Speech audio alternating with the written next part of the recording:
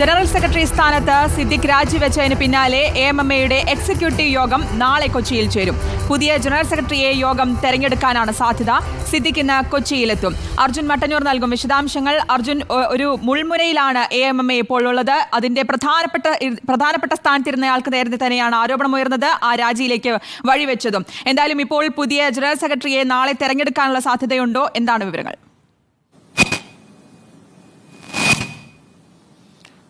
ശ്രുതി പറഞ്ഞതുപോലെ മുൻപെങ്കുമില്ലാത്ത തരത്തിലുള്ള പ്രതിസന്ധിയാണ് എഎംഎംഎ എന്ന സംഘടന നേരിടുന്നത്. ഇത് എല്ലാ കാലഘട്ടത്തിലും ഇത്തരത്തിലുള്ള ആരോപണങ്ങളും മറ്റും വരുമ്പോൾ എഎംഎംഎ എന്ന സംഘടന അതിനൊറ്റക്കെട്ടായി നേരിട്ട ചരിത്രമാണ് ഉള്ളത്. പക്ഷേ ഈ ഘട്ടത്തിലെത്തുമ്പോൾ കാര്യങ്ങൾ അങ്ങനെയല്ല. അതായത് ഈ സംഘടനക്കുള്ളിൽ നിന്ന് തന്നെ വലിയ വിമർശനങ്ങളും പ്രതിഷേധവും ഉയരുന്നുണ്ട്.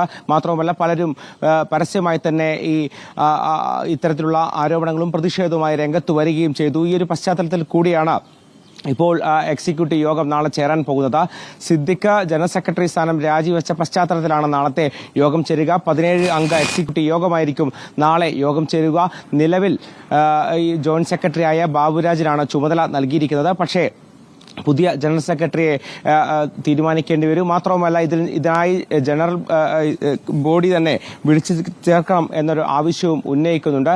സിദ്ദിഖ് നിലവിൽ ഊട്ടിയിലാണ് ഉള്ളത്. അദ്ദേഹം ദിലീപിന്റെ ചിത്രത്തിൽ അഭിനയിക്കാൻ വേണ്ടി അവിടെ ഷൂട്ടിംഗ് തിരക്കിലാണ്. ഈ ഷൂട്ടിംഗ് പൂർത്തിയായി ഇന്ന് അദ്ദേഹം കൊച്ചിയിലെത്തും എന്ന വിവരമുണ്ട്. പക്ഷേ ഇന്നലെ തന്നെ ഫോൺ വഴി മാധ്യമങ്ങളോട് അടക്കം പ്രതികരിച്ചതാണ്. കൂടുതൽ പ്രതികരണത്തിനില്ല എന്നായിരുന്നു ഇന്നലെ ഊട്ടിയിലെത്തിയ മാധ്യമങ്ങളോട് സിദ്ദിഖ് പറഞ്ഞത്. സ്വാഭാവികമായി ഇന്ന് കൊച്ചിയിലെത്തിയ ശേഷം കൂടുതൽ പ്രതികരണങ്ങൾ ഉണ്ടാകുമോ എന്ന് കണ്ടറിയേണ്ടതുണ്ട്. എന്തായാലും നാളെ നടക്കുന്ന എഎംഎംഎയുടെ എക്സിക്യൂട്ടീവ് യോഗം വളരെ നിർണായകമാണ്. ഫെഫ്കയുടെ അടക്കം യോഗങ്ങൾ അടുത്ത ദിവസങ്ങൾ ചേരുന്നുണ്ട്. എന്തായാലും നാളെ ഇനി ഇത്തരത്തിലുള്ള ആരോപണങ്ങളെയും വെളിപ്പെടുത്തലുകളും വരുമ്പോൾ അതിനെ എങ്ങനെ നേരിടണം തുടങ്ങിയ കാര്യങ്ങളൊക്കെ തന്നെ ചർച്ച ചെയ്യേണ്ടതുണ്ട്. മാത്രവുമല്ല, നേരത്തെ തന്നെ ഈ ആരോപണങ്ങൾ വന്നതിന് പിന്നാലെ തന്നെ ഈ പ്രധാനപ്പെട്ട ഭാരവാഹികൾക്കിടയിൽ തന്നെ ഇത്തരത്തിലുള്ള അഭിപ്രായ ഭിന്നത പ്രകടമായിരുന്നു. പ്രത്യേകിച്ച് ജനറൽ സെക്രട്ടറി ആയിരുന്ന സിദ്ദിഖ് പറഞ്ഞതിൽ നിന്ന് വ്യത്യസ്തമായാണ് വൈസ് പ്രസിഡന്റായ ജഗദീഷ് സംസാരിച്ചത്. മാത്രവുമല്ല, എക്സിക്യൂട്ടീവ് അംഗമായ അൻസിബ, അതോടൊപ്പം തന്നെ മുതിർന്ന അംഗമായ ഉർവശി, ശ്വേതാമേനോൻ അടക്കമുള്ളവർ ഇത്തരത്തിൽ ഈ നേതൃത്വത്തെയും നിലപാടിനെയും രൂക്ഷമായി വിമർശിച്ചുകൊണ്ട് സംഘടനയ്ക്കെതിരെ രംഗത്തു വരികയും ചെയ്തിരുന്നു. ഈ ഒരു പശ്ചാത്തലത്തിൽ കൂടിയാണ് എക്സിക്യൂട്ടീവ് യോഗം ചേരുന്നത്. നാളെയായിരിക്കും 17 അംഗ എക്സിക്യൂട്ടീവ് യോഗം ചേരുക. അർജുൻ, ഈ ഹേമ കമ്മിറ്റി റിപ്പോർട്ട് പുറത്തു വന്നതിന് പിന്നാലെ വളരെ വൈകിയായിരുന്നു ഈ എഎംഎംഎയുടെ ഭാഗത്തു നിന്നും ഒരു പ്രതികരണം ഉണ്ടായത്. അന്ന് വാർത്താ സമ്മേളനത്തിൽ സിദ്ദിഖ് ഉൾപ്പെടെയുള്ളവർ നൽകിയ പ്രതികരണം നാം കണ്ടതുമാണ്. ഇന്നിപ്പോൾ ഈ എക്സിക്യൂട്ടീവ് യോഗം ചേരുന്നു. ഒപ്പം തന്നെ ഈ ഫെഫ്ക ഉൾപ്പെടെയുള്ളവർ യോഗം ചേർന്നുകൊണ്ട് വിവരങ്ങൾ കൂടുതൽ ധരിപ്പിക്കാമെന്ന് പറയുമ്പോൾ ഏത് രീതിയിലായിരിക്കും ഈ ആരോപണങ്ങളെ, ഈ വെളിപ്പെടുത്തലുകളെ ഈ സംഘടനകളെല്ലാം പ്രതിരോധിക്കുക? അർജുൻ,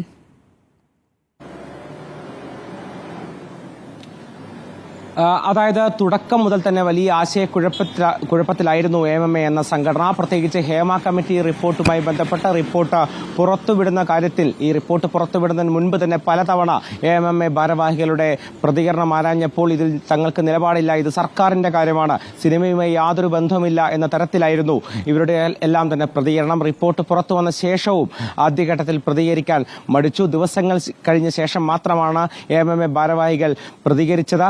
മാത്രമല്ല, അവർ അവരുടെ ഒരു സ്റ്റേജ് ഷോയുടെ തിരക്കിലാണ് എന്ന് പറയുന്നുണ്ടെങ്കിൽ പോലും ഒരു പ്രാഥമികമായ ഒരു വാർത്താക്കുറിപ്പ് പോലും ഇറക്കാൻ എഎംഎംഎ എന്ന സംഘടനയ്ക്ക് കഴിഞ്ഞിരുന്നില്ല. മാത്രമല്ല, അതിനുശേഷം കൂടുതൽ ദിവസങ്ങൾ നീളുന്നു. എഎംഎംഎ എന്ന് പറയുന്ന ഈ സിനിമയിലെ ഏറ്റവും പ്രധാനപ്പെട്ട സംഘടനയുടെ നേതൃത്വം ഇതിൽ നിലപാട് വ്യക്തമാക്കുന്നില്ല എന്ന ആരോപണം സമൂഹത്തിൽ വിവിധ കോണുകളിൽ നിന്നും ശക്തമായപ്പോഴാണ് ഒരു ഘട്ടത്തിൽ ഈ എക്സിക്യൂട്ടീവ് കമ്മിറ്റിയിൽ തന്നെ ഇത്തരത്തിലുള്ള അഭിപ്രായ ഭിന്നതകൾ വന്നത്.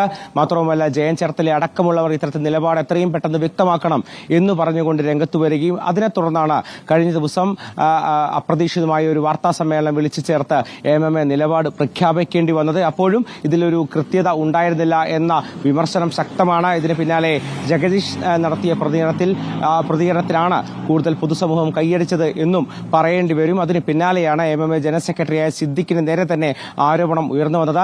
ചുമതലയേറ്റ് ഏതാണ്ട് 2 മാസം പിന്നിടുന്നതിന് മുൻപാണ് സിദ്ദിഖിന് സ്ഥാനം ഒഴിയേണ്ടി വരുന്നത്. മാത്രവുമല്ല, ഇനി AMMA എന്ന സംഘടനയിലെ കൂടുതൽ പേർക്കെതിരെ ഇത്തരത്തിലുള്ള ആരോപണങ്ങൾ വരുമെന്നും ഇവർ കണക്ക് കൂട്ടുന്നുണ്ട്. ഏതാണ്ട് 500-ലധികം അംഗങ്ങളുള്ള സംഘടനയാണ്. ഈ സംഘടനയിൽ ഇത്തരത്തിലുള്ള ആരോപണങ്ങൾ വരികയാണെങ്കിൽ അതിനെല്ലാം ഏത് തരത്തിൽ നേരിടണം എന്ന കാര്യത്തിൽ AMMക്ക് ഇപ്പോഴും ഒരു കൃത്യമായ നിലപാടില്ല എന്നതാണ് മനസ്സിലാക്കേണ്ടി വരുന്നത്.